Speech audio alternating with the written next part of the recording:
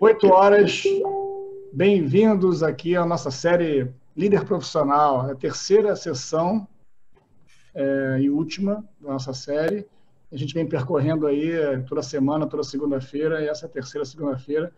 E para fechar com chave de ouro, nós temos não só duas, mas três especialistas, todos que foram parte do nosso programa de formação Professional Leader, né, que a gente montou para preparar você profissional para o maior desafio, que é justamente desenvolver essas competências pessoais, né? Eu tenho que ficar aqui tirando o som do pessoal, menos dos nossos três aqui. Mas, então sejam bem-vindos aqui. Nós vamos ficar 1 hora com esses três feras aqui, discutindo 3 assuntos principalmente, mas lógico que isso pode ser, né, expandido para outras áreas, mas os especialistas estão aqui. Vou começar com a Karen, que além de ser a única dama aqui dos três, né, está lá na Austrália, agora às 10 da manhã, gerenciando a filhinha dela, que é recém-nascida, tem pouco tempo. Quanto tempo, Karen, tem a sua Tem filha? 2 meses hoje. Ontem. 2 meses hoje, 2 né? meses, sim. Ontem. Então, muito bem, com 2 meses, então, assim, a prioridade dela não é estar aqui nessa live, né?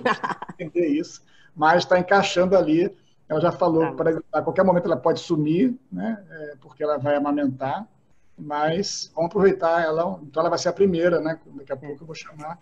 Mas ela é especialista em um tema muito interessante, que é colaboração e cultura.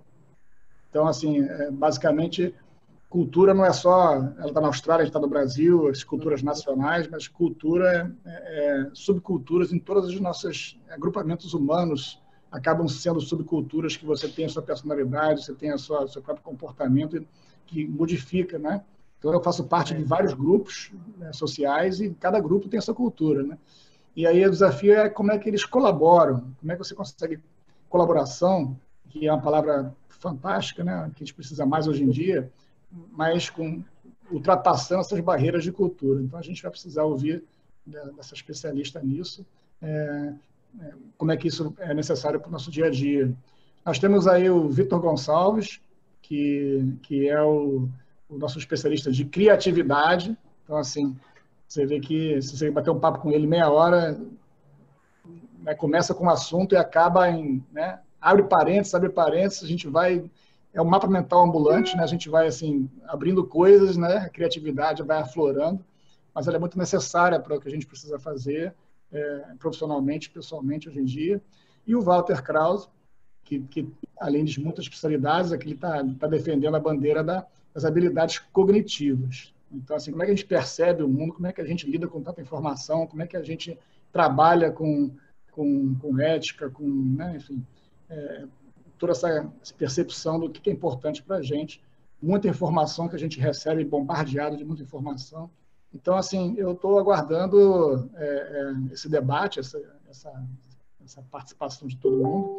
E o nosso formato aqui é 1 hora de bate-papo, né? Porque senão as pessoas têm que fazer outras coisas, têm que jantar, têm que, né? Assim, a disputa pela atenção é muito grande, então a gente vai concentrar nossa informação, ser bem objetivo.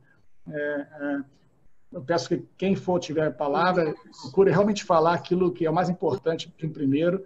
Quem for participar, depois interagindo, procure fazer sua pergunta bem objetiva e a gente vai ter um debate bem ativo, bem bacana aqui. Tá certo? Então, assim, eu queria aproveitar, a Karen já está andando, isso é perigoso. Sim, está perigoso. Eu acho melhor você começar com outra pessoa e eu volto depois. Eu vou ficar aqui, mas vou apagar o vídeo e o áudio, ok?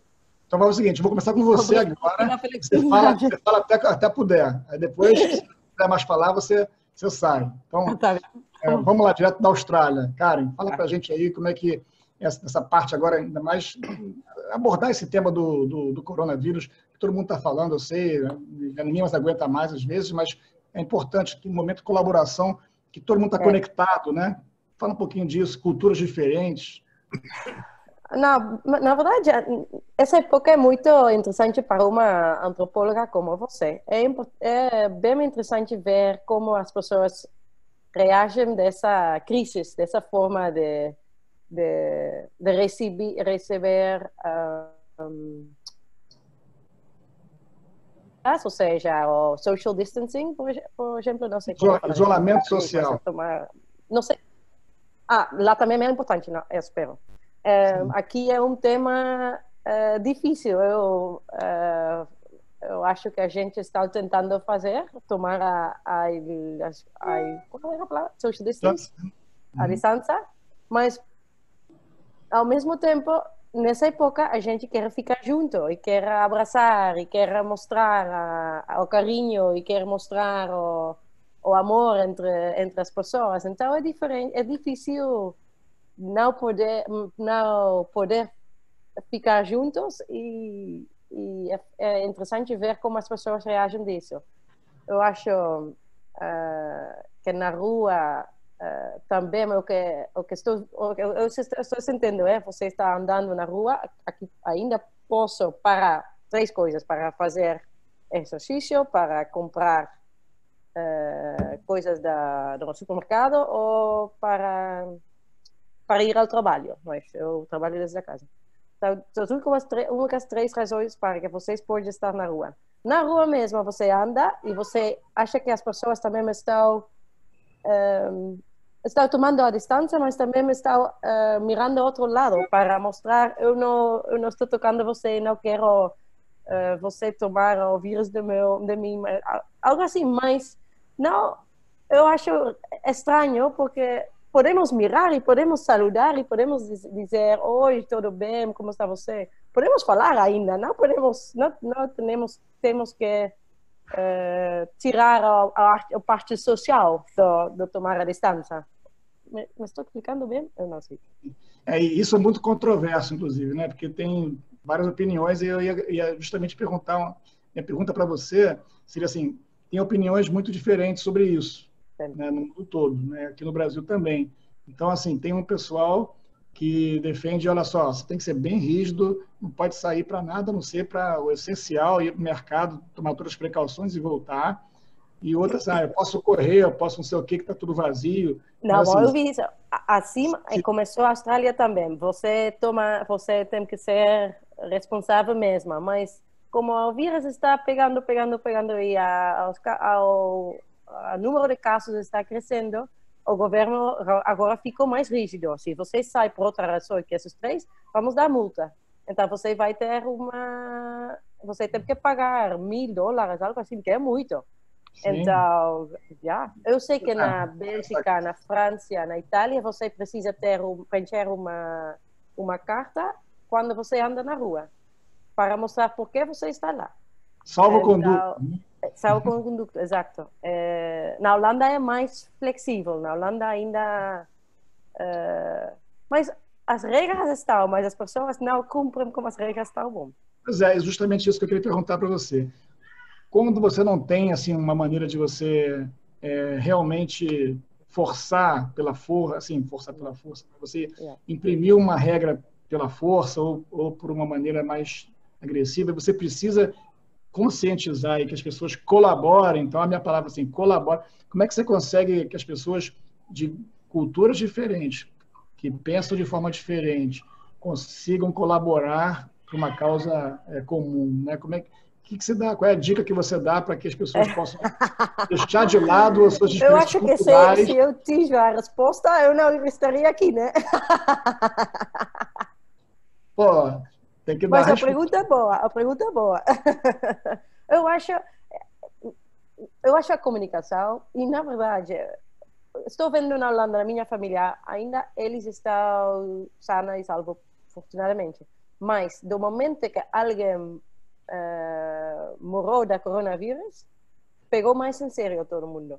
Então, algumas coisas precisam passar para a gente realmente sentir a importância, a parte forte desse vírus, ou seja,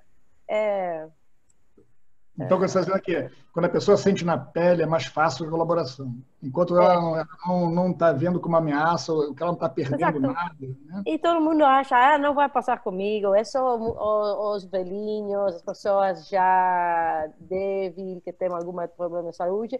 Não é assim, não, mas é fácil pensar isso até que chega com você, não? Até que você sente algum efeito do vírus.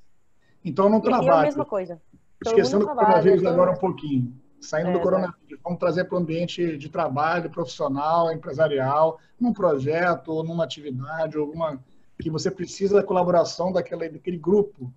Que Colaboração virtual agora é chave, né? e ainda mais virtual, mas você precisa que eles colaborem com você para você realizar o seu objetivo. Qual é a Sim, dica que você dá para que que é o você partner, na parte na casa envolver? colabora com você também, né? Porque duas pessoas que normalmente estão trabalhando fora da casa, agora estão encerradas na casa, requer muita comunicação, colaboração e paciência.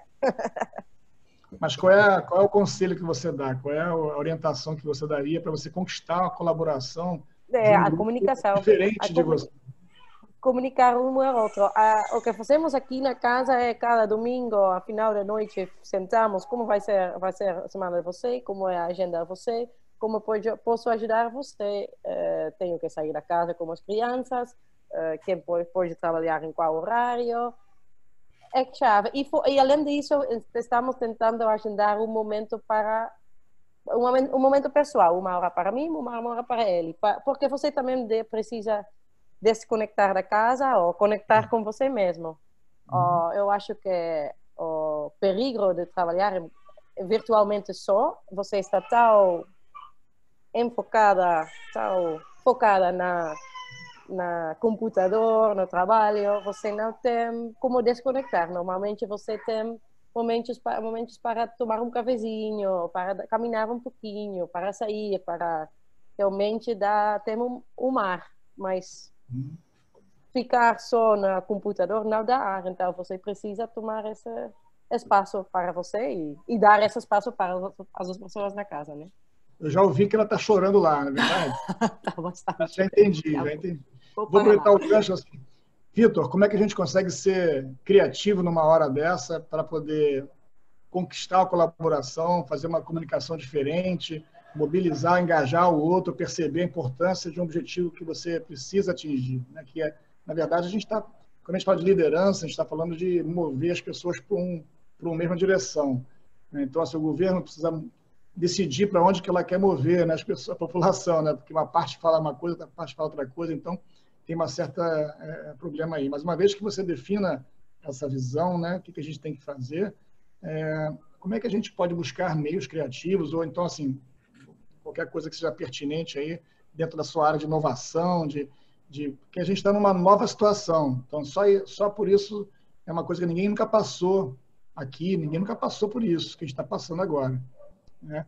Então assim isso já é uma coisa nova.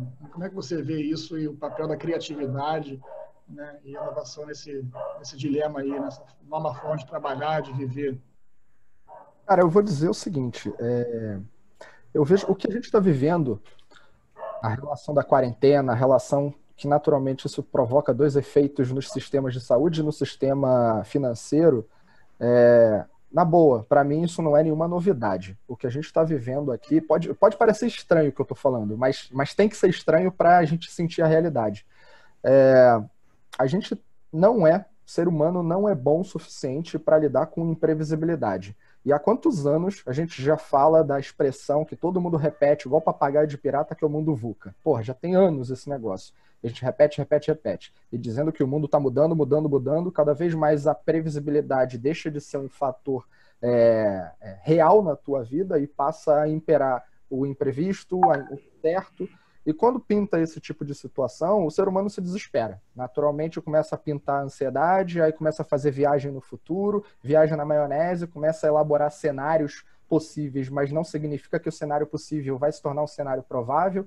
A galera não se prepara para as situações de caos. Só você olhar para o cenário, pega os dados do Sebrae aqui no Brasil, 80% do profissional salariado no nosso país está trabalhando em pequenas e médias empresas, micro, pequenas e quase médias empresas. 80%. O fluxo de caixa que essa galera tem para aguentar um período de sombra, como a gente está passando aqui, é de 27 dias, 28 dias. O Thales Gomes compartilhou isso outro dia, do fundador do EasyTex. Cara, a gente está vivendo um cenário que é um puro despreparo da situação do ser humano para lidar com caos, para lidar com imprevisibilidade, para lidar com a resolução de problemas complexos. A ideia do ser humano sempre foi viver na previsibilidade e no conforto. E o que a criatividade traz é exatamente a autenticidade. Eu não consigo olhar para a criatividade como uma formulinha mágica, porra, simplesmente tem a divindade, nada que te diga, você vai ser criativo quando você nascer. Não tem esse papo. A ideia aqui é um treinamento mental diante de circunstâncias que você vai viver na vida. Como você falou, a gente está vivendo uma situação pela primeira vez, uma pandemia, mas a humanidade já trouxe diversas vezes aí a necessidade de reinvenção. A gente é isso, resultado de reinvenções frequentes. Então a gente está vivendo mais uma. E a gente não aprendeu a se transformar. A gente não aprendeu a ser autêntico. A gente não aprendeu a pensar na frente. A gente, como ser humano, só olha a bola onde ela está. Não olha a bola onde ela pode estar, em um momento lá na frente. Então, o caos que a gente está vivendo, a criatividade, para mim, resolve como?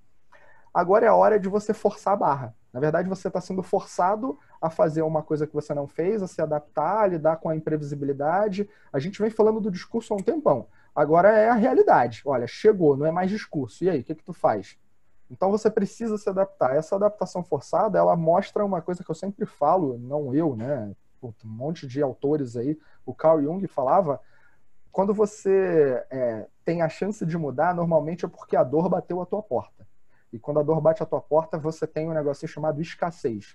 E a maioria dos seres humanos criam na escassez, não criam na abundância. A gente estava, cara, o Brasil é um país de acomodados, me perdoe, mas é isso. É um país de acomodados, é um país que a gente tem uma abundância na natureza, uma abundância no turismo, belezas naturais, tudo. Aqui não tem tsunami, aqui não tem terremoto, aqui não tem nada. Aqui é lindo, maravilhoso. Agora, vá lá para Israel. Vá lá para o caos que é Israel, que tem tsunami, que tem míssil caindo em cima do israelense o tempo inteiro. Eu fui lá no passado, eu vi isso. Eu tive que me esconder num bunker um dia de uma visita que eu fui fazer a uma empresa.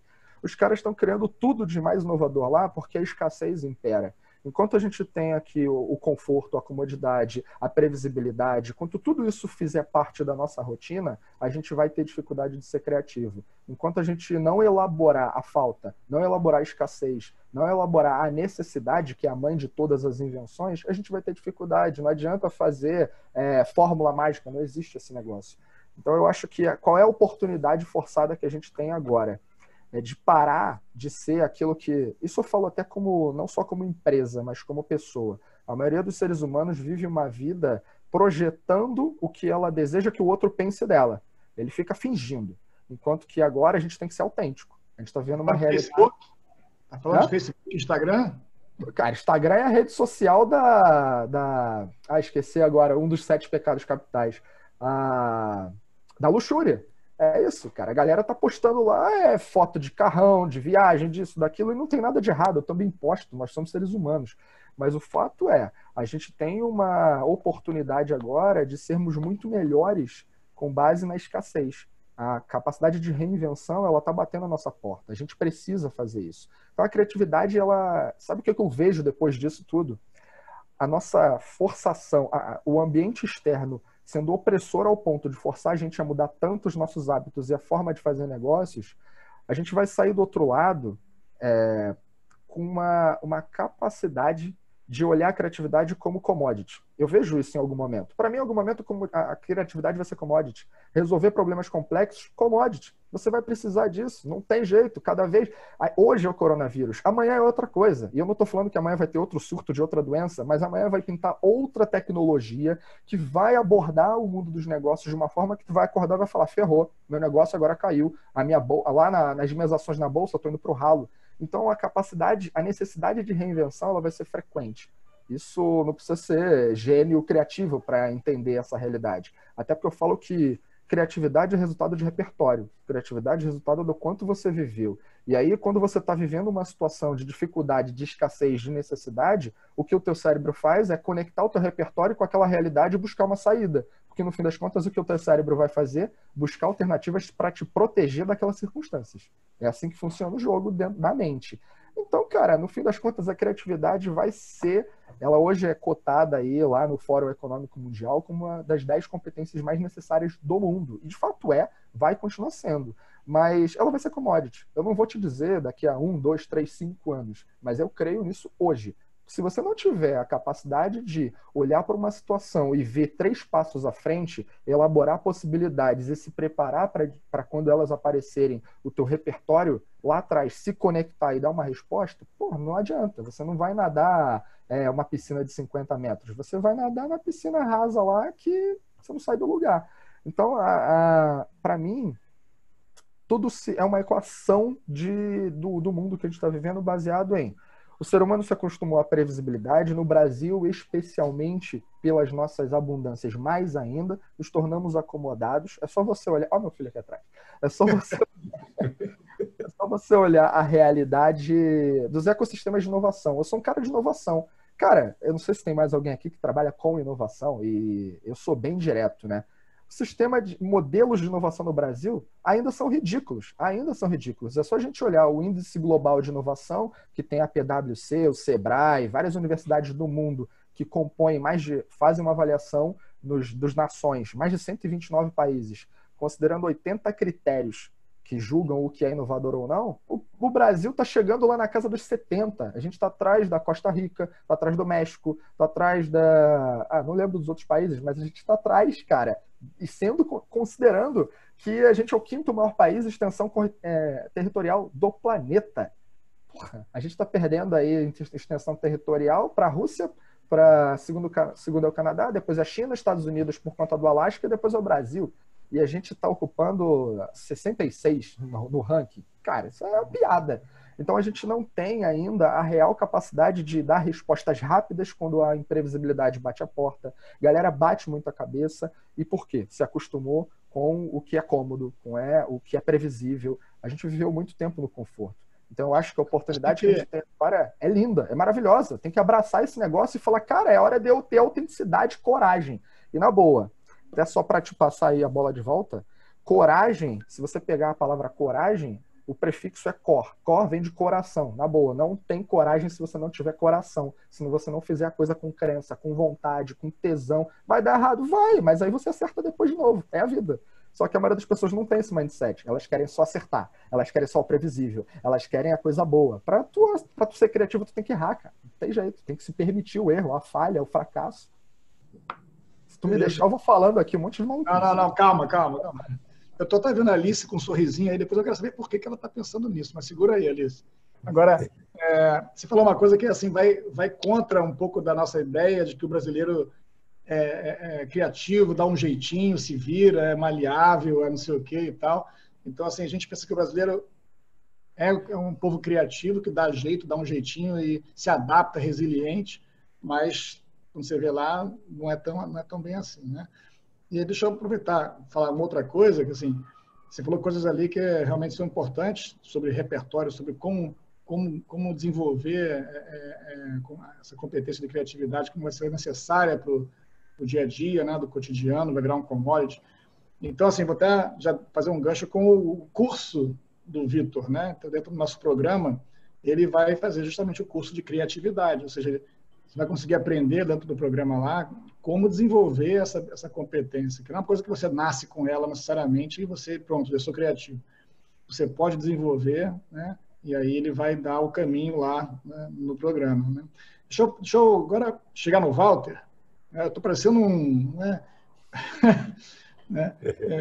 Integrando aqui várias frentes aqui, o maestro, né?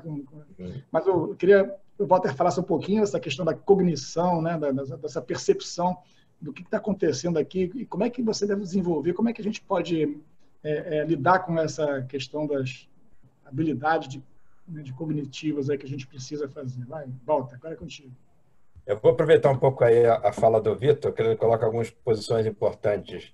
Ou seja, realmente, nossa cultura brasileira, tá, ela é a cultura do comodismo. Eu quero que os outros resolvam os meus problemas e não que eu corra atrás de resolver. Essa é a cultura. Tá? E a cultura do jeitinho, ou seja, se eu tiver problema, eu dou um jeito. A gente não é criativo, a gente é adaptável, é diferente. A gente busca um jeito de resolver o problema, mesmo que seja um quebra-galho, mas a gente resolve. Mas resolver de vez não está resolvido, porque a gente espera que quem vai resolver é o outro. Essa é uma questão cultural que a gente tem que mudar. Então, a gente tem que mudar o comportamento e o entendimento das coisas. E a gente realmente tem que parar de olhar para trás, temos que olhar para frente. olhar para frente, você vê o novo, é ver as oportunidades. Nós estamos hoje com um grande problema. Na verdade, pegando um gancho de cultura asiática, principalmente a japonesa, o Japão não enxerga problema, né? Enxerga oportunidade. Nós temos uma grande oportunidade, né, nesse país, mas a gente tem que mudar o nosso comportamento. Aí que entra o aspecto das habilidades cognitivas. Nós temos que ser capazes de pegar o conhecimento, olhar o que está acontecendo, o que aconteceu no passado, tá? Definir para nós mesmos, culturalmente, pessoais, princípios e abordagens, aí que entra o gancho da ética, ou seja, temos que fazer a coisa que vai dar certo para todos. Qualquer coisa que vai dar o nosso jeitinho brasileiro, que vai dar certo para mim, o resto que se dane, isso não funciona. Já está mais que demonstrado que isso não funciona. Nós temos que introduzir alguns princípios de ética dentro do nosso comportamento. Então, entendendo o passado com o nosso conhecimento e aprendizado, mexendo com o nosso comportamento, aí sim nós vamos transformar em atitudes. E essas atitudes é que vão transformar. E transformar para realmente o Brasil deixar de ser lá o seu centésimo, entre os 70 em termos de criatividade, passar entre ser os 10 primeiros. É o que a gente tem que ser. Se a gente continuar mantendo o nosso modelo de comportamento, de atitudes, tá? A gente vai continuar sendo commodities a vida inteira. Ou seja, nós vamos ficar deslocados do cenário atual. O mundo hoje, com o contexto que a gente está vendo e até participando agora, cada vez mais a transformação digital faz parte do nosso dia a dia. Isso vem, obviamente, com processos de criação que foram desenvolvidos em outras sociedades, que não foi a nossa, tá? E a gente está aplicando aqui. A gente tem alguns exemplos isolados, mas não como um país que realmente está ligado na transformação digital. Você vê que muitas organizações, de repente, conseguem trabalhar remotamente. Tá? Algumas não estavam nem aí, estavam meio olhando para trás, né? Para que eu vou mexer no meu modelo de trabalho? De repente, caiu um cenário que quem disser que não estava previsto não sabe ler, e isso é uma outra questão que é uma habilidade cognitiva que nós temos que saber ler o que está acontecendo.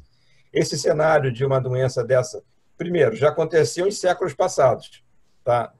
A conhecida gripe espanhola é exatamente essa gripe que está acontecendo agora.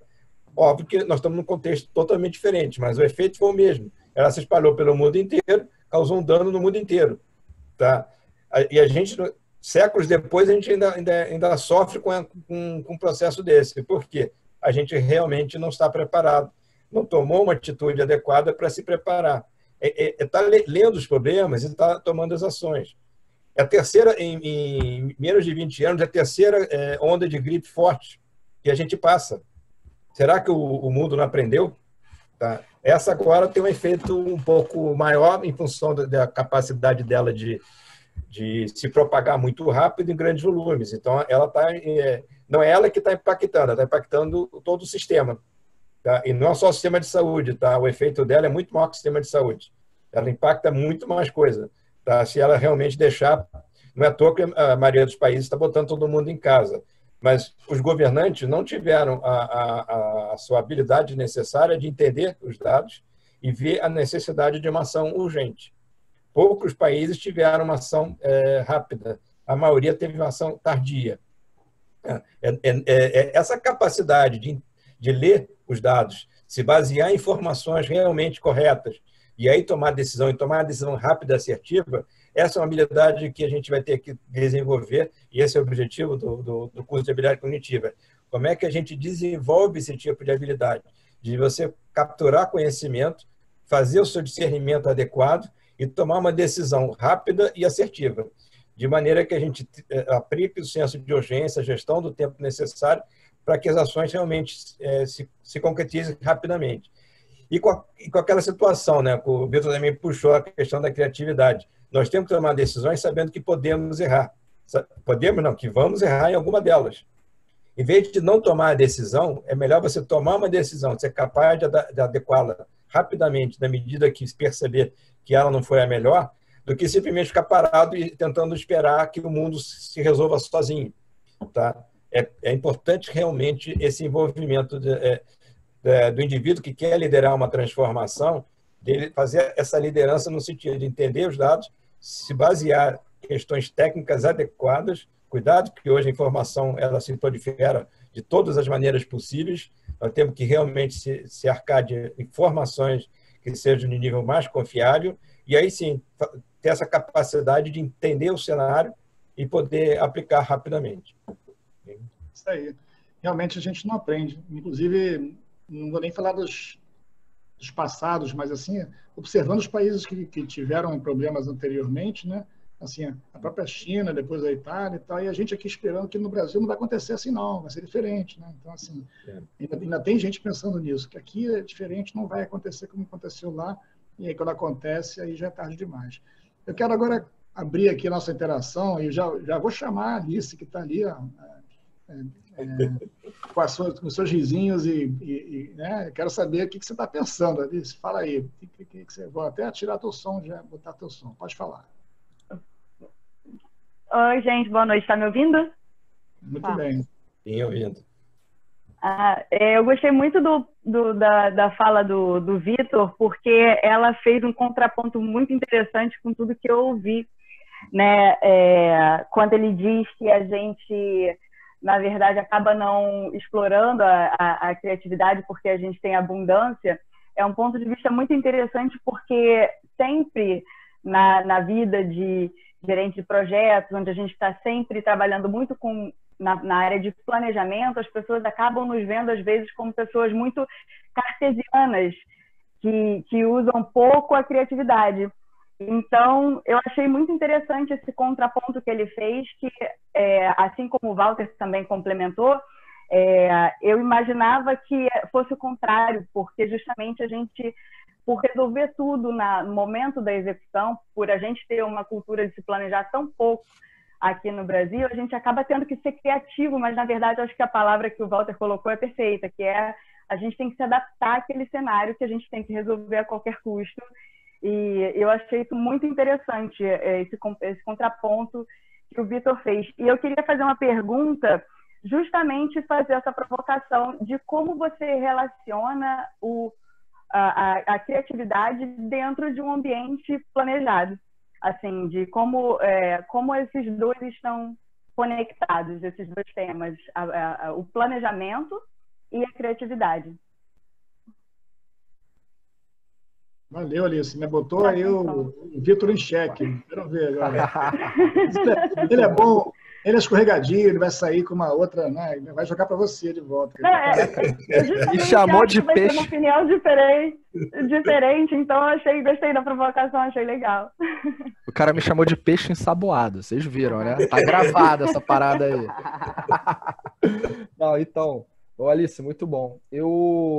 A relação criatividade em ambientes planejados. Eu acho que isso é fundamental, porque se você quiser... A grande verdade é, a gente ficou, na longa história aí da humanidade, muitas vezes ancorando criatividade a coisas que acontecem por acaso. Então, por exemplo, caiu a maçã na cabeça do maluco e o cara criou a gravidade. Legal pra caramba, né? Super criativo. Isso não é criatividade.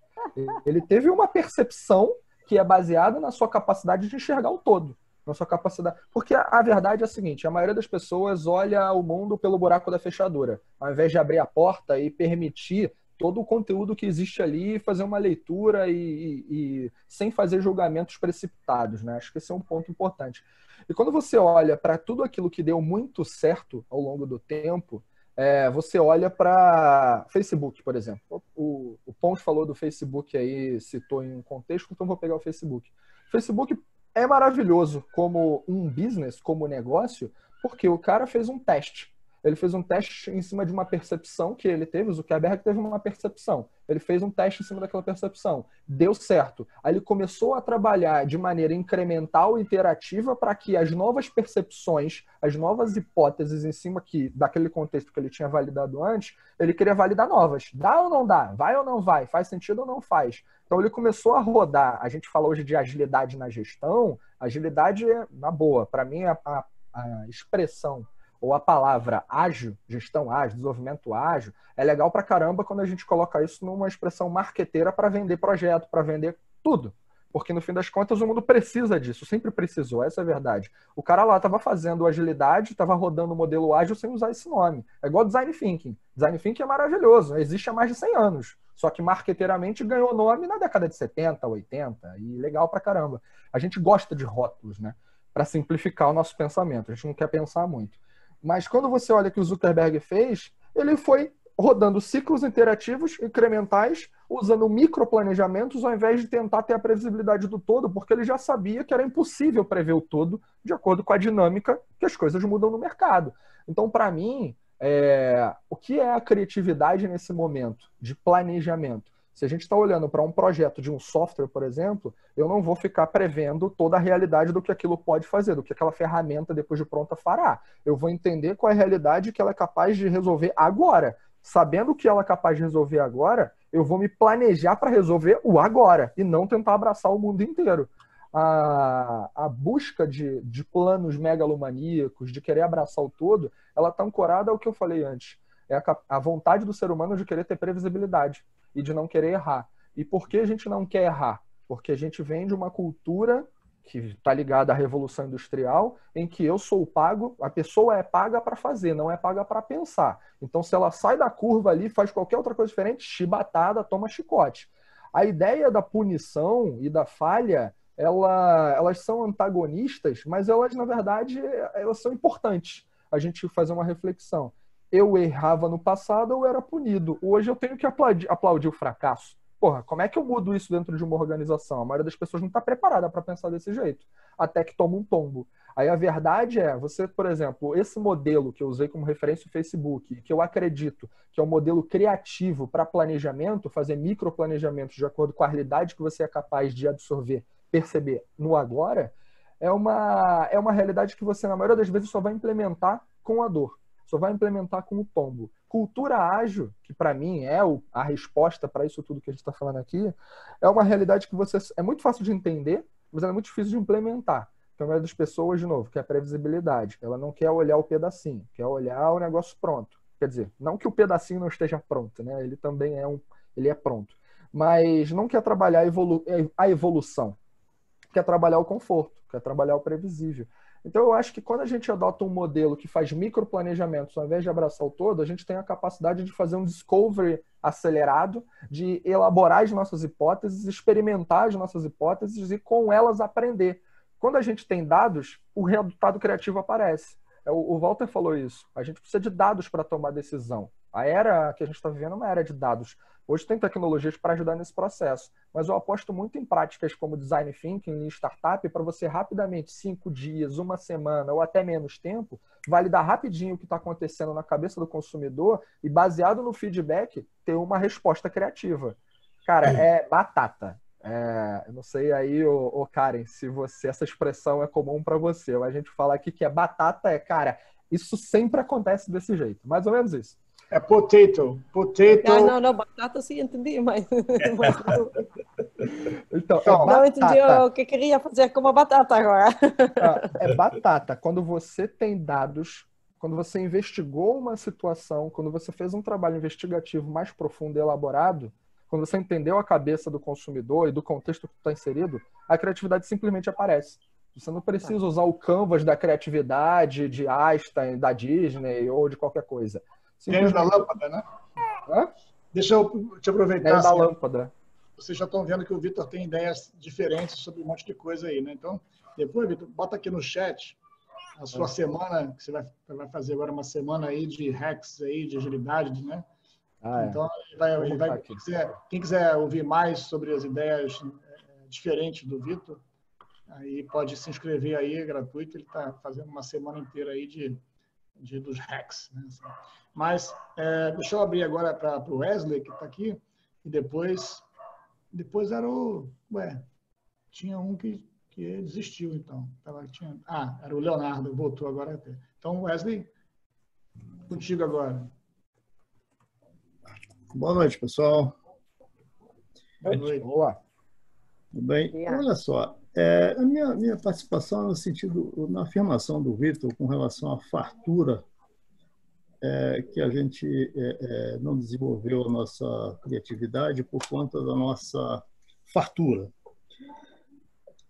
Eu acho que assim, tem que observar isso um pouco mais de perto, essa afirmação, porque, olha só, esse pessoal que veio da escravidão, eu acho que esse pessoal enfrentou dificuldades, e enfrenta até hoje dificuldades de natureza muito complexa, né?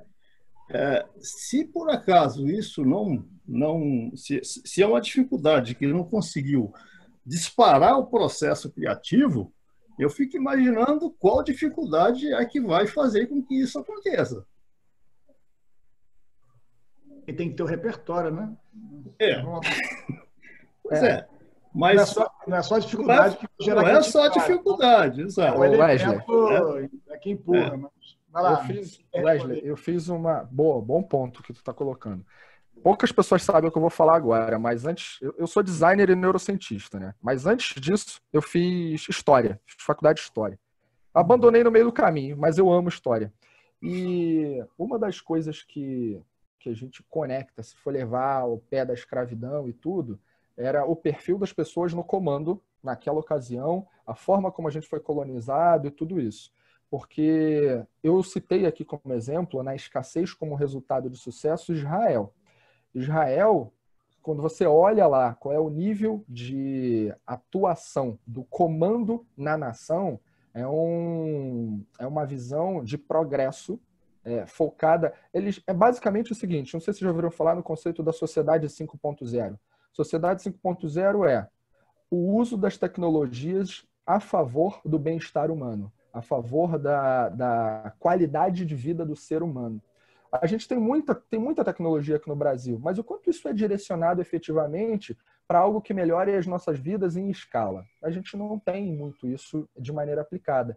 Se a gente for entrar nesse caminho, a gente vai acabar entrando em política, é isso que eu quero dizer, entendeu? Então eu acho que de fato tem outros ingredientes e você está corretíssimo, só que eu acho que ele pode tocar em temas sensíveis que aí vai tomar muito tempo da discussão e tudo. Eu acho que a gente pode falar mais até em outro fórum.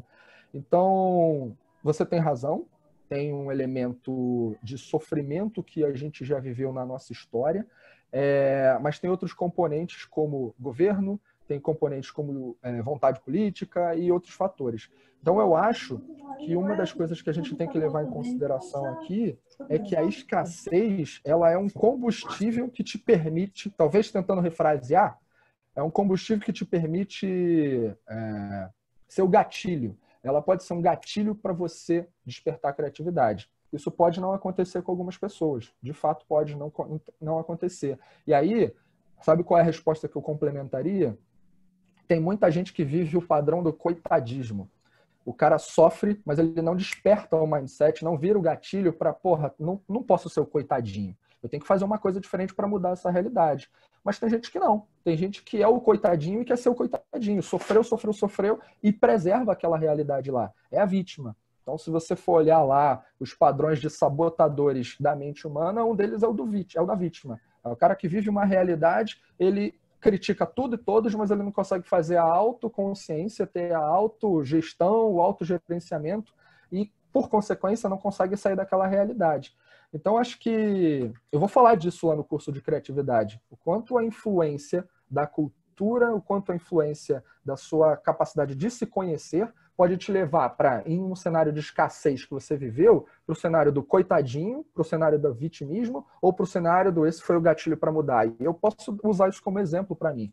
Apesar de ser um cara que estudou ciência por muito tempo e amar esse negócio, eu tive um câncer.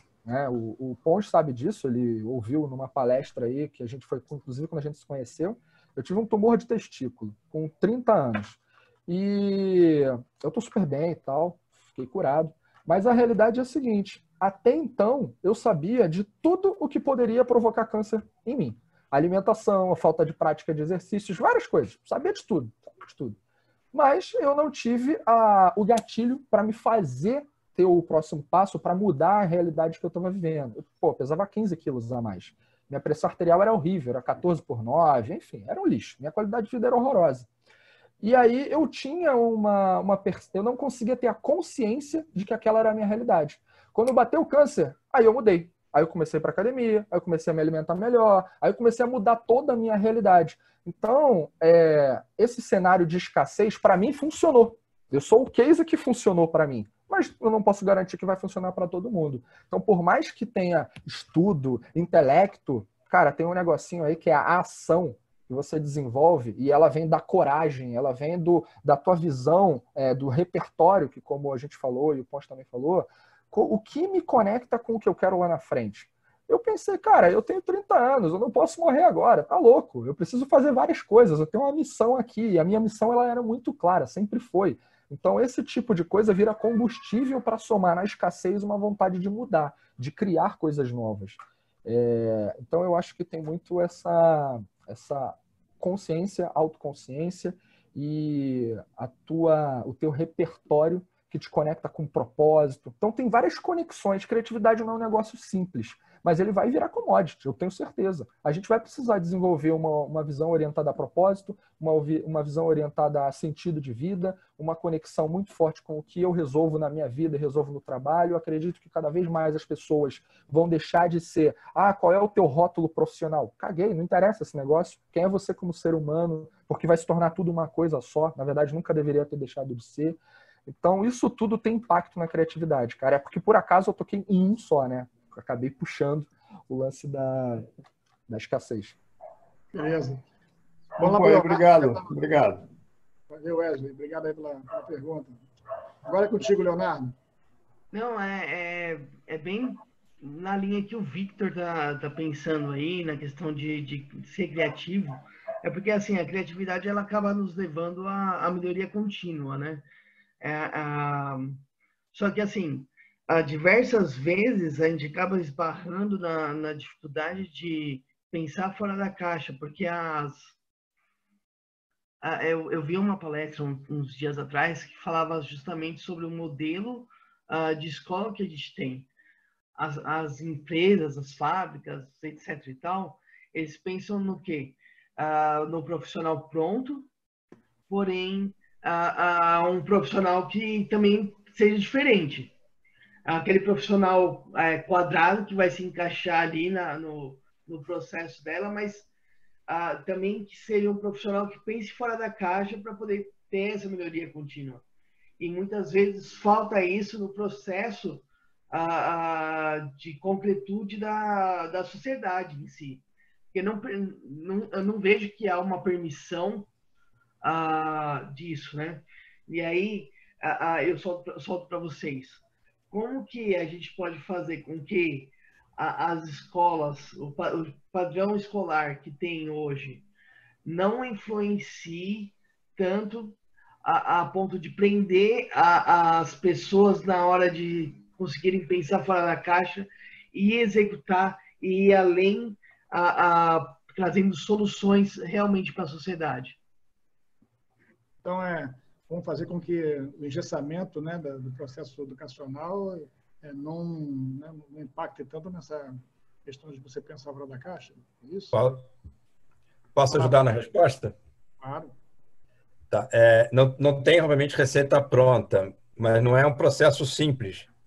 Tá? Para você fazer isso, você tem que fazer com que cada vez mais o aluno pense. Ele tem que desenvolver formas de pensamento e formas críticas, ou seja, receitas prontas, aquela aula que é decoreba, etc. Esse modelo não gera pessoas capazes de pensar fora da caixa, porque elas vão pensar aquilo que elas são treinadas a fazer, né? É tipo você treinar alguém para fazer um vestibular, ele faz 5.000 perguntas daquele estilo. Em nenhum momento está pensando, ele só está sendo treinado para passar naquele tipo de situação.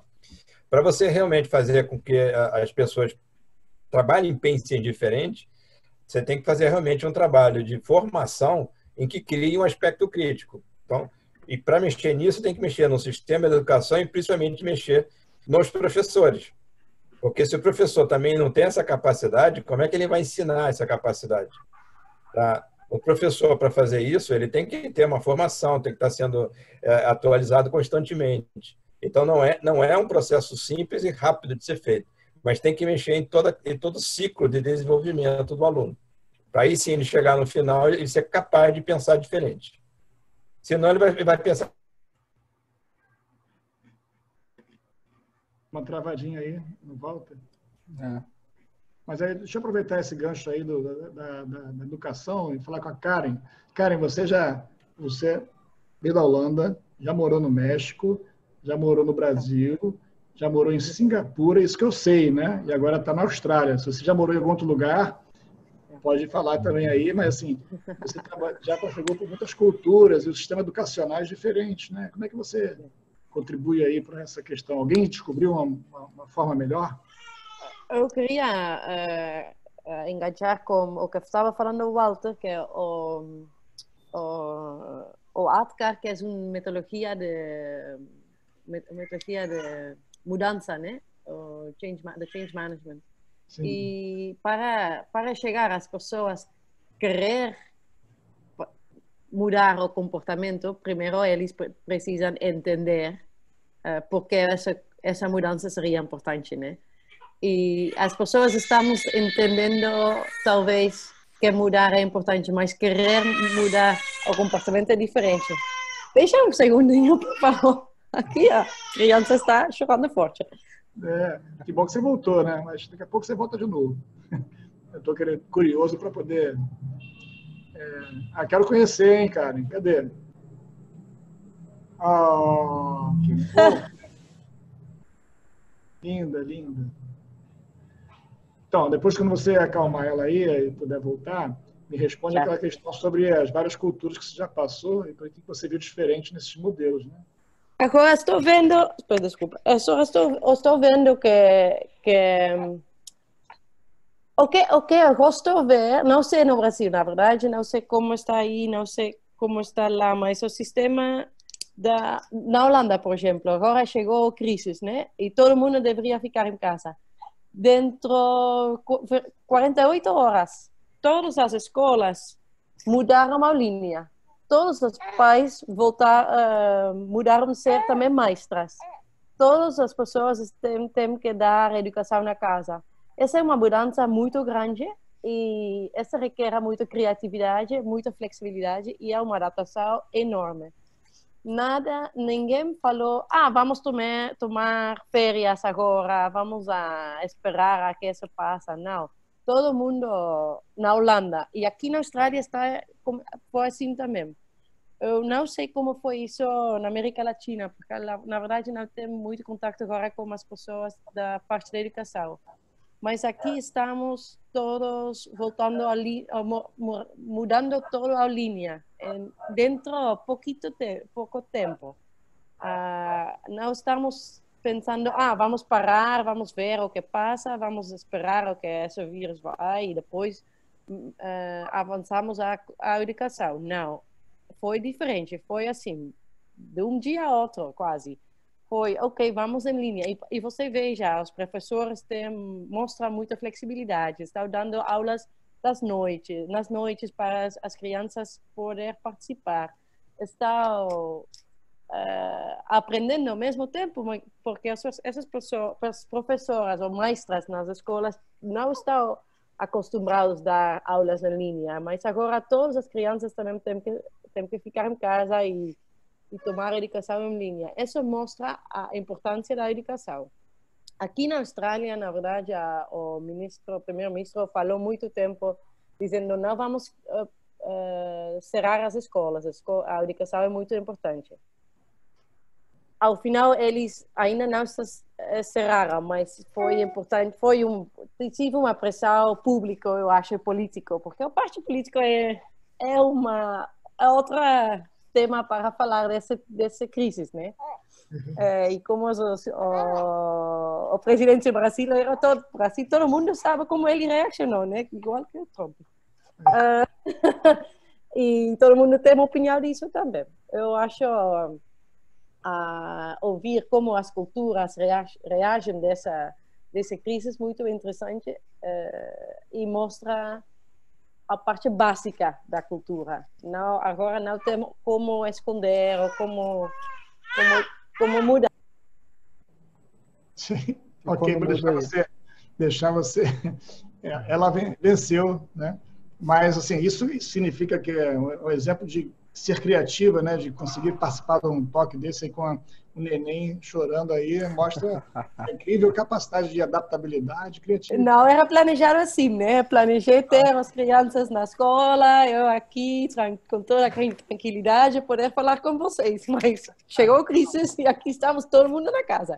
Que nem outro dia, assim, a semana passada, eu estava com uma live também programada e chegou minha filha dizendo, poxa, papai, agora é a minha vez de usar o computador, não sei o quê, vai demorar tanto e tal.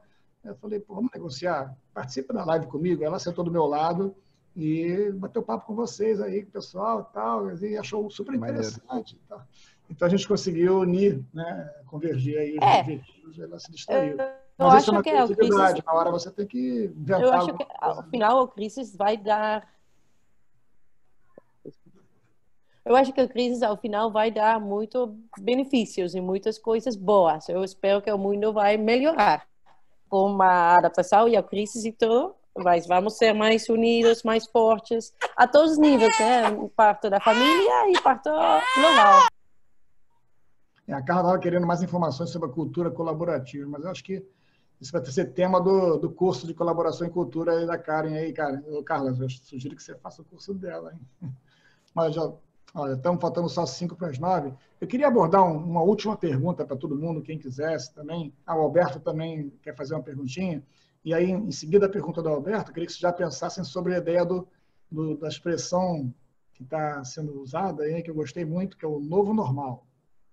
Então, assim, a ideia é que a gente vai passar por esse buraco aí, que a gente não sabe como é que vai ser, imprevisível, é uma tempestade, que você não sabe para onde vão os ventos, e ninguém sabe navegar direito, mas depois vai passar a tempestade, né? 3, 4 meses, não sei o quê, e a vida vai retomar.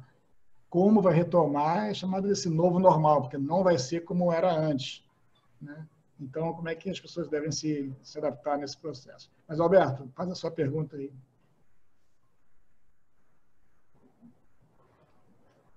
Tá no mudo aí, Alberto. Botei. Pode falar agora. Tô apertando agora. Na verdade, nem é uma pergunta, é um comentário. Eu não tenho nenhuma experiência em profundidade com inovação, em termos teóricos, e o Vitor falou de algumas coisas que eu achei interessante, a queda de posição. Eu fui aqui rapidamente só dar uma olhada. Ficou mudo. Alberto, tá mudo. Mas ele não está mudo aqui, não. Para mim, ele está parecendo mudo. Agora não. Foi bem? Não, então beleza. Não, só é um comentário. Eu não tenho experiência teórica em profundidade sobre inovação, né? Mas eu fui despertado pelo comentário do Vitor sobre a queda de posição. Fui dar uma olhadinha aqui rapidinha, nada muito profundo.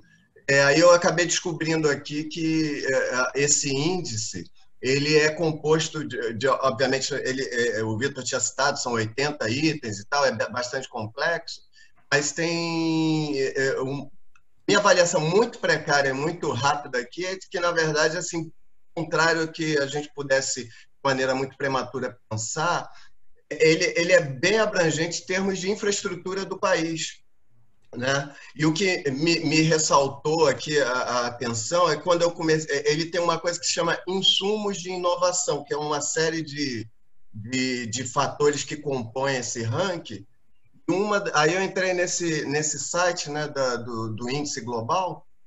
Achei muito interessante que um dos fatores, né, é com relação a ambiente regulatório e ambiente de violência do país. Então, pelo que eu estou entendendo, fazendo uma análise muito rápida, esse índice é uma boa leitura da infraestrutura geral do país. Quando fala de inovação, não é a inovação pontual somente, como a gente pudesse pensar que é um apanhado de uma tabulação de quantas patentes somente, isso também entra, mas estão sendo vistas e quantas novidades em termos de produto estão sendo lançadas, mas, na verdade, me parece que é uma leitura da consolidação em termos de infraestrutura que as inovações vão dando e o quanto o país favorece a uma estabilidade regulatória, uma estabilidade política, né? Tem aqui um item. Então, a gente chegou a cair aqui, vendo um ano para ano, só tem de 2013, a gente caiu nessa, que o Vitor citou, duas posições, mas o ambiente político caiu de 2013 para cá, alguns anos próximos, 18, 19, 15 pontos. Então, foi 15 posições. Então, a nossa avaliação estrutural aqui, pelo visto, é o que está nos jogando para baixo, né? Não sei se isso também já está tendo reflexo em questões objetivas de patentes e produtos, mas achei isso interessante porque o índice é uma leitura boa da estabilidade regulatória e política do país. Só para fazer um comentário rapidinho, o Pons. Cara, foi muito bom tu ter pesquisado isso aí, Alberto, e ter trazido essa perspectiva, essa tua visão do que você rapidamente conseguiu pescar, porque essa é uma. Agora tem outras. Depois eu recomendo a todo mundo, vai olhar esse relatório. Ele sai normalmente em julho de cada ano. Cara, se você for olhar, tem uma categoria que é artigos científicos produzidos pela nação. Isso que eu vou falar é assustador para mim, tá? Nos últimos 10 anos, mais de 50 mil mestres e doutores, meteram o pé do Brasil. Sabe por quê? Porque consideram o nosso país um lixo. Eles falam isso. O Brasil não é um país com condições favoráveis. Então eles vão embora. Aí sabe o que acontece? Essa galera vai estudar e elaborar e levantar hipóteses e produzir coisas que poderiam ter sido nascidas aqui. Eles produzem lá fora e a gente consome. Então chega com um retardo de 2, 3 anos as inovações aqui.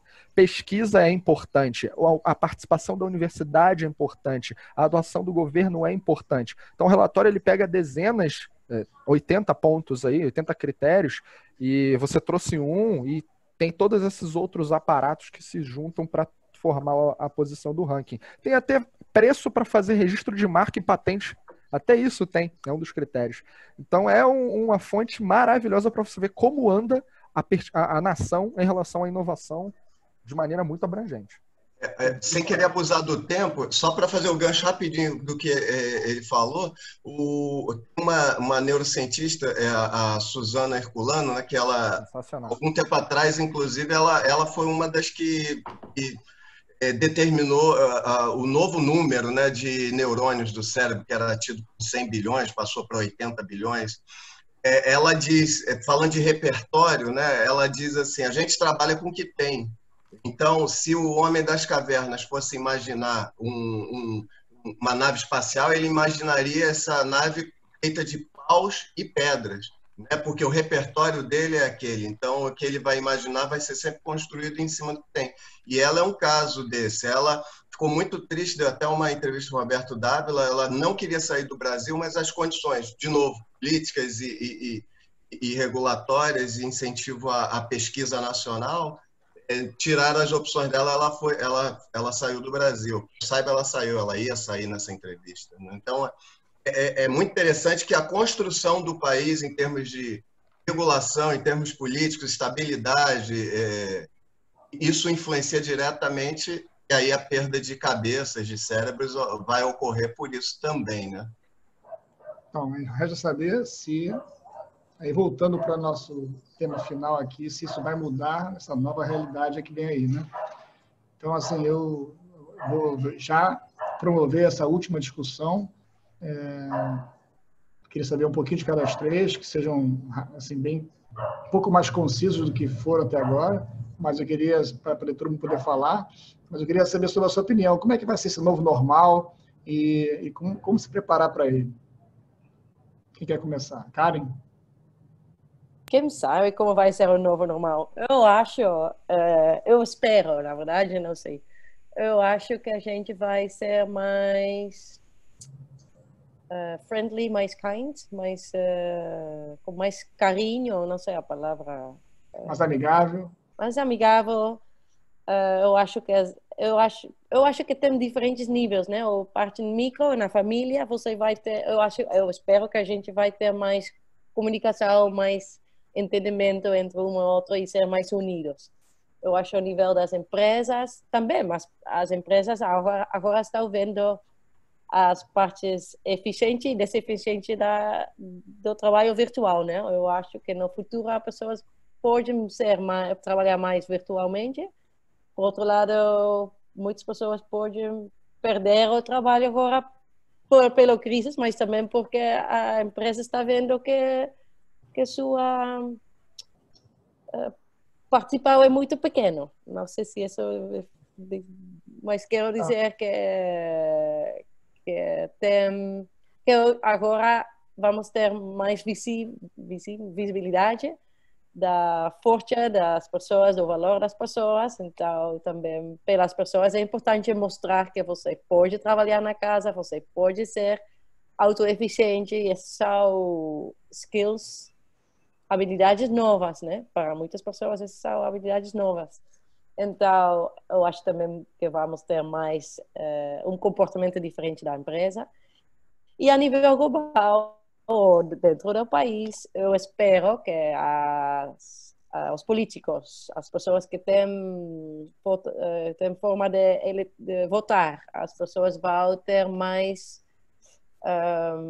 vão dar mais valor à parte do ambiente, à parte da segurança, à parte da saúde. Vamos ter mais respeito pelas pessoas que trabalham nos hospitais, que trabalham na parte da saúde, que são que são mestres que trabalham na parte da educação. Eu espero que vamos ter não só mais respeito, mas também mais dinheiro para eles, mais as condições, né? Recursos. Uma boa previsão.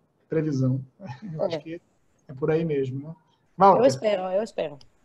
Nós todos. Eu vejo que realmente a gente vai estar passando por um momento de grandes oportunidades e a tendência vão ser de grandes transformações. Então, a transformação digital, que vai resultar em mais gente com trabalho remoto, em soluções técnicas através de uso de internet, computador, etc., vai mudar bastante a forma das organizações e empresas trabalharem e das pessoas interagirem. Elas estão aprendendo essa interação virtual, então isso vai facilitar muito a comunicação daqui para frente em relação às organizações. Mas alguns vícios, aquele tendências de procurar manter rotinas e o modus operandi, como o Vitor comentou, ainda vai ser forte. A gente não, apesar do problema ser grande, a gente não vai conseguir transformar a cabeça das pessoas assim de maneira tão rápida. Agora as pessoas realmente estão pensando em mudar. Deixa a rotina voltar, que volta tudo. Mas, com certeza, haverá uma transformação grande nas organizações e, obviamente, na sociedade. E isso vai mudar um pouco as forças. Ou seja, quem estava forte hoje vai deixar de ser forte amanhã, se não entrar nesse novo ritmo. Isso aí. Isso, o Walter está dizendo, a gente está pensando em mudar, ainda não está fazendo, né? Não está querendo, só estamos pensando, precisamos muito mais tempo para realmente realizar essa mudança, né? Exatamente. Vai passar por uma dor aí de alguns meses que talvez faça a mudança pela dor acontecer, hein, Vitor? Fala aí. Cara, eu acho que o ser humano vai sair mais consciente. Acho que falta consciência para mudar. E a consciência é 50% da mudança. A Karen acho que falou isso, ou o Walter, eu não me lembro quem falou, não com essas palavras, mas deram esse sentido. As pessoas precisam entender por que mudar. E aí elas começam a traçar um caminho para isso. Então a gente vai sair mais consciente, eu acredito, tenho essa fé inabalável de que a gente vai sair mais consciente da realidade que a gente está inserido e começar a agir em cima dessa consciência e não deixar a vida me levar e tudo. Quer ver um exemplo da consciência? Eu acho, quando o Pons e eu nos conhecemos, eu estava numa palestra e eu lembro claramente de cada coisa que eu falo. Eu falei assim, em um determinado momento, colaboração é uma falácia. Aí tem gente que vai me criticar. E tá tudo bem, deixa eu completar. Colaboração conscientemente pressupõe uma outra coisa que é mais importante do que a própria colaboração. É a corresponsabilidade.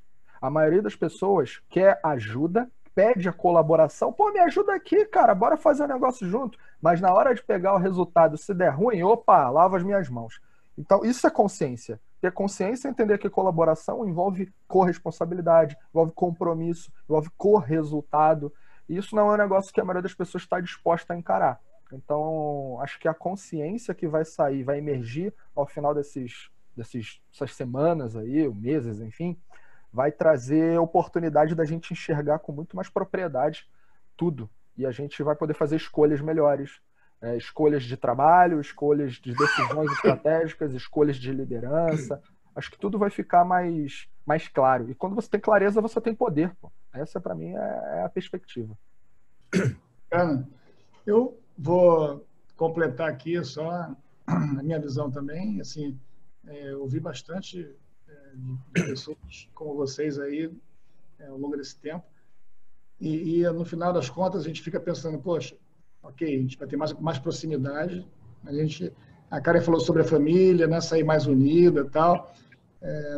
Mas vai passar por uma limpa, porque assim, agora a taxa mais alta de divórcio que está acontecendo, também de violência doméstica, as pessoas estão obrigadas a conviver e assim, aqueles que têm um potencial de melhoria estão se aproximando, estão realmente indo para um outro nível de união e né, aqueles que já estão doentes, vamos dizer assim, né, já vão, né, vai dar uma limpa. Os que sobrarem, sobreviverem, vão estar mais unidos. Mas os que também partirem vão, de repente, estar mais conscientes do que faltou para poder a coisa dar certo, por que deu errado e talvez tenha aquela corresponsabilidade. Mas, assim, para mim é muito claro que no final disso tudo, eu acho que a valorização de conhecer como lidar consigo mesmo, com o ser humano, vai ficar mais valorizado. Se você quer trabalhar virtualmente, vai exigir muito mais habilidade de comunicação, muito mais habilidade de tolerância, saber lidar com o outro, a expressão vai ser diferente, né? Então, assim, eu acho que esse programa que a gente criou aqui de liderança profissional, ou seja, vamos nos profissionalizar nessa coisa de liderança, que na verdade é um grande guarda-chuva para os soft skills, ou as competências pessoais, né? Tanto que os 11 cursos, cada um pega uma competência e juntos, né, formam essa liderança, essa coisa. Eles vêm bem a calhar, bem no momento muito, muito propício, e onde as pessoas vão estar enxergando que eles precisam aprender a evoluir, né, nessas habilidades. Porque se não tiver comunicação, liderança de mudanças, engajamento de pessoas, não tiver inteligência emocional, criatividade, colaboração em cultura, e, enfim, todas essas coisas que a gente está oferecendo lá, para você se despertar e se exercitar, repara que o programa leva 1 ano. Ele não é uma coisa que você vai entrar numa semana e já vai aprender tudo. É uma transformação pessoal, leva um tempo. E você precisa botar em prática cada lição, cada né, toque, cada conceito novo, cada ferramenta, você precisa internalizar e usar. Então, assim, a gente está muito feliz de poder oferecer esse programa dentro de umas áreas que a gente acha muito importante, que é essa área de competências pessoais e soft skills, porque esse vai ser o diferencial. Isso eu já vi em 2009 e 2011, quando eu fiz o mestrado em megaprojetos na Inglaterra, e eu vi que um cara, para poder gerir um grande empreendimento de bilhões de dólares, que perdura vários anos, passa por vários momentos políticos, né? Troca-se os políticos e o projeto continua. Ele consegue entregar no final ali o resultado. Esse cara é um mágico, né? Assim, o cara, ele consegue... O que ele tem que ele consegue essas coisas? E a parte técnica é o commodity, né? Como o Vitor falou, né? A parte técnica, por enquanto, é o commodity. A criatividade é que não é commodity ainda, mas vai ser, né? Mas o que ele precisa, o que ele domina, ele virou um expert, né? Em lidar com o ser humano, porque ele tem que gerenciar tantos stakeholders, né? Ele tem que conseguir fazer que todo mundo olhe para o mesmo objetivo, mesmo pessoas que querem resultados diferentes. Essa habilidade me espantou. Então, eu falei, pô, de 2011 para cá, nós estamos tentando criar esse programa, que a gente acha que vai dar muito certo. Então, convido a vocês para conhecer. Depois todo mundo vai receber ali mais informações sobre isso, né? Assim, nosso objetivo com essa série de líder profissional, no final, é mostrar um pouquinho, né? Um pouquinho, uma dosezinha do que vai ter lá em abundância e convidar vocês a participarem, né? Nós todos estaremos lá, cada um com o seu curso. Mas antes do programa, nós escrevemos um livro. Esse livro já está lançado no final do ano passado e tem o mesmo nome, né? Professional Leader. Então, assim, nós estamos entrando com embasamento acadêmico, com bastante pesquisa, e vai ser muito bacana. Então, assim, eu queria agradecer a participação hoje de vocês três. Karen, muito obrigado aí pela sua adaptabilidade, a sua criatividade, né, a sua dedicação aí. Fazemos o que podemos. Como colaboradora, muito obrigado. Foi muito bom te ver, porque já tem um tempo que a gente não se via, né, nem em vídeo. Certo, né? certo. O Walter também, aí, assim, uma coisa que vocês não sabem do Walter é que ele assim, passou por um processo de fusão fantástico, né, que ele até deu um case lá no Rio, que é a fusão da Claro com a NET com a Embratel. Né? Ele está nesse epicentro disso tudo, e aí, poxa, ele compartilhou muita coisa bacana sobre transformação, sobre adaptação, liderança corporativa. Né? Então, assim, tem muita bagagem, vai trazer tudo isso aí para a gente. E o Vitor, cara, o Vitor é o cara que ele fala e você não sabe o que ele vai falar. Você assim, você dá o microfone para ele e você não sabe o que vai sair dali. E eu acho que nem ele sabe. Quando ele começa a falar é que vem as coisas, né? Assim, tal da criatividade, é o canal aberto, assim, e aí acho que, né, abre todos os canais então, assim, é muito interessante cada vez que ele participa.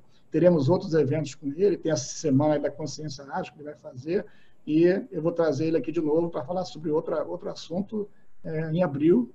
Né? Mas, enfim, muito bom ter vocês três juntos aqui, muito bom ter todos aqui ainda, 40 pessoas aqui ainda conosco. E eu vou liberar vocês para jantar, eu também estou com fome, né?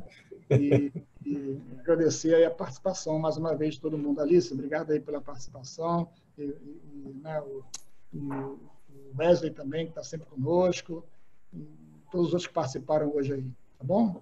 Então, foi ótimo ver vocês aqui.